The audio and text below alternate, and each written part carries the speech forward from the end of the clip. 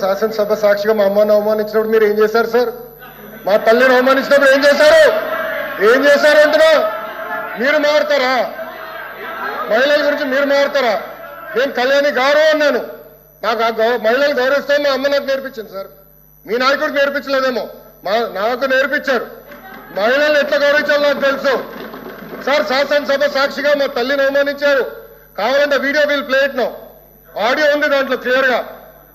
ఒక తల్లి ఆవేదన బాధ నాకు తెలుసు సార్. నేను చూసా.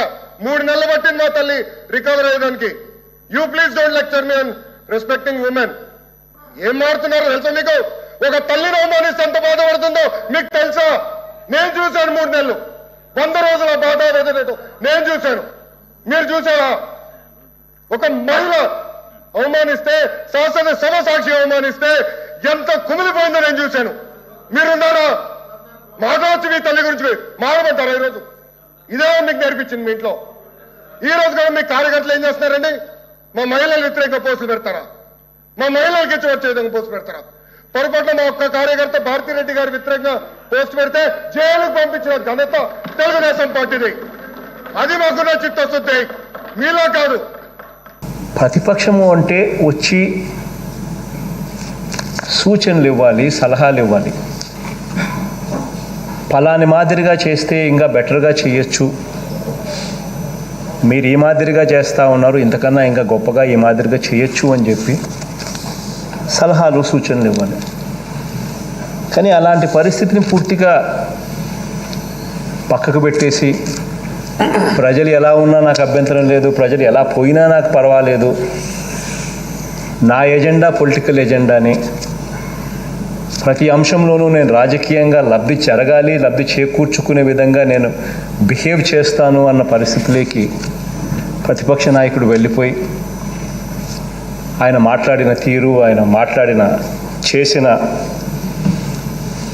డ్రామా అన్నీ కూడా మన కళ్ళ ఎదుటినే కనపడ్డాయి. ఇన్ఫ్యాక్ట్ ఆయన పూర్తిగా అది జరిగేటప్పుడు నేను లేని అధ్యక్ష, నేను I was reviewing flood situation మీద కలెక్టర్లతో రివ్యూ మీటింగ్లో తీసుకున్న తర్వాత నేను ఇక్కడికి రావడం జరిగింది. నేను వచ్చేసరికి ఆయన ఎమోషనల్గా మాట్లాడడం జరుగుతూ ఉంది.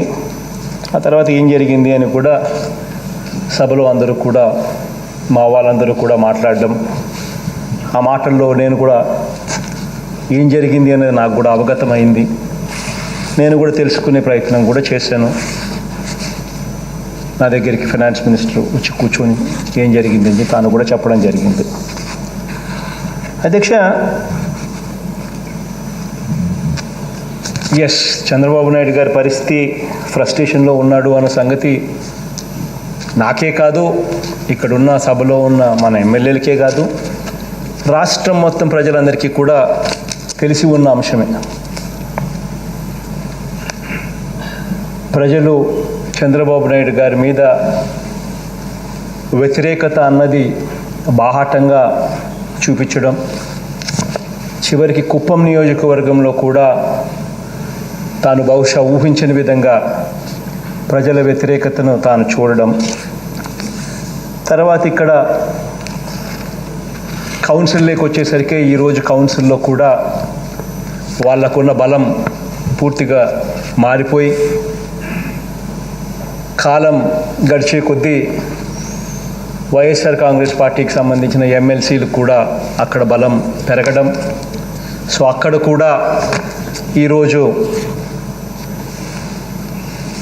చైర్మన్గా, కౌన్సిల్ చైర్మన్గా వైఎస్ఆర్ కాంగ్రెస్ పార్టీకి సంబంధించిన నా సోదరుడు, ఒక దళితుడు నా సోదరుడు ఈరోజు అక్కడ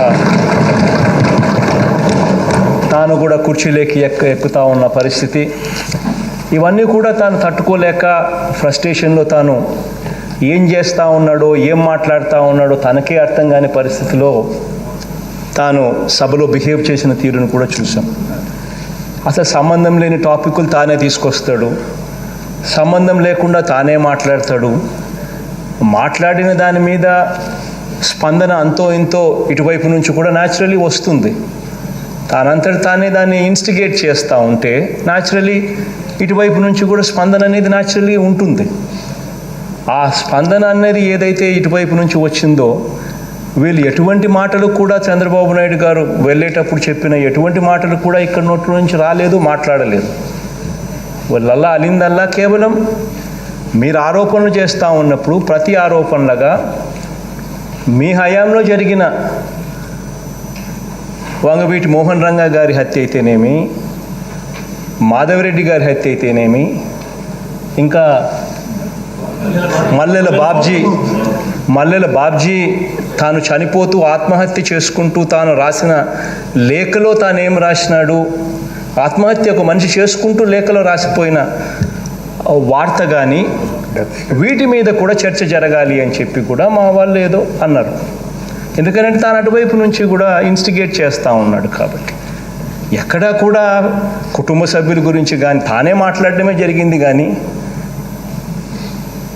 మా వాళ్ళు చెప్పేదాని ప్రకారం మా చిన్నాన్న గురించి కానీ, మా అమ్మ గురించి కానీ, మా చెల్లెల గురించి కానీ, ఇంకొకరి గురించి కానీ తానే ప్రస్తావించాడు. కానీ ఎక్కడ ఇటువైపు నుంచి అటువంటి ప్రస్తావన ఎక్కడా కూడా జరగలేదు అని చెప్పి క్లియర్ కట్గా మన సభ రికార్డ్స్ చూసినా కూడా తెలుస్తుంది. మా వాళ్ళందరూ కూడా అదే చెప్పారు. మరి అలాంటిది ఆయన విపరీతంగా ఆయనే మాట్లాడాడు. ఇటువైపు నుంచి స్పందన ఆ మేరకు మినిమం అయితే వస్తుంది. ఆ మేరకు దానికి కూడా ఆయనే ఓవర్ రియాక్ట్ అయిపోయి ఆయనే ఫ్రస్ట్రేషన్లోకి వెళ్ళిపోయి ఏమేం మాట్లాడుతున్నాడు తనకి అర్థం కాకుండా తాను సభ నుంచి వెళ్ళిపోతూ శపథాలు కూడా చేయడము అన్నీ కూడా మన కళ్ళ ఎదురునే కనిపించాయి. అల్టిమేట్లీ అధ్యక్ష, పైన దేవుడు చూస్తూ ఉంటాడు అధ్యక్ష. బేసిక్లీ నేనైనా కానీ ఇంకొకరైనా ఎవరైనా కూడా అంత నిమిత్త మాత్రమే. దేవుడు ఎంతకాలం అయితే మనల్ని ఆశీర్వదిస్తాడో అంతకాలం మనం పనిచేయగలుగుతాం. దేవుడు ఆశీస్సులు, ప్రజల దీవెనలు, ఈ రెండే మోస్ట్ ఇంపార్టెంట్ థింగ్ ఇన్ పాలిటిక్స్లో అధ్యక్ష. ఎంతకాలం మనం మంచి చేసినంతకాలం దేవుడు ఆశీర్వదిస్తాడు, ఆ మంచి జరిగినంతకాలం ప్రజలు దీవిస్తారు. ఆ రెండూ ఉన్నంతకాలం ఎవ్వరూ కూడా అడ్డుకోలేరు అధ్యక్ష. ఇది వాస్తవం అధ్యక్ష. నాకు ఈనాడు లాంటి పెద్ద సంస్థ నాకు తోడుగా ఉండకపోవచ్చు. ఆంధ్రజ్యోతి లాంటి ఇంకొక చంద్రబాబు నాయుడు గారికి అనుకూలమైన మీడియా TV5, ఆంధ్రజ్యోతి, ఈనాడు ఇలాంటి పేపర్లు, ఇలాంటి టీవీలు ఇంతమంది సంఖ్య నాకు ఉండకపోవచ్చు. కానీ అధ్యక్ష, వీళ్ళు అబద్ధాన్ని నిజం చేసేందుకు ఒకే అబద్ధం చెప్పిదే ఒకే అబద్ధాన్ని నిజం చేయడానికి ప్రయత్నం చేసే మేధావుల అధ్యక్ష వీళ్ళు. గోబెల్స్ ప్రచారంలో దిట్టల అధ్యక్ష వీళ్ళు. కాబట్టి వీళ్ళు ఏ అబద్ధం చెప్పినా కూడా దాన్ని నిజం చేసే విధంగా రాతలు రాస్తారు, స్క్రోలింగులు ఇస్తారు, టీవీలలో చూపించగలుగుతారు. వీళ్ళ సంఖ్యాబలం ఎక్కువ కాబట్టి వీళ్ళు ఏమైనా చేయగలుగుతారు. కానీ నిజం మాత్రం దాచలేరు అధ్యక్ష. ప్రజలకు మంచి జరుగుతూ ఉందా లేదా అన్నది మాత్రం దాచలేరు. ఈ ప్రజలకు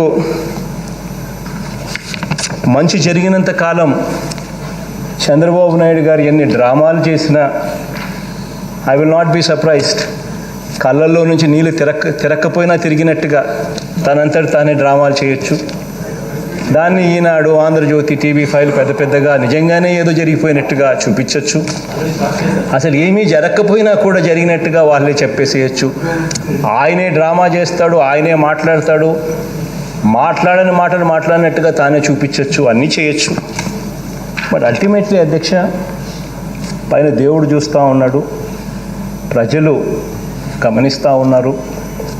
దేవుడు దయ, ప్రజల దీవెనలు ఉన్నంతకాలం ఇలాంటి ఈనాడులు, ఇలాంటి ఆంధ్రజ్యోతిలు, ఇలాంటి TV5లు ఎంత చంద్రబాబు నాయుడు గారిని మోసినా కూడా అల్టిమేట్గా విజయం మంచి జరుగుతుంది, మంచిగా గెలుస్తుంది అన్నది మాత్రం ఖచ్చితంగా.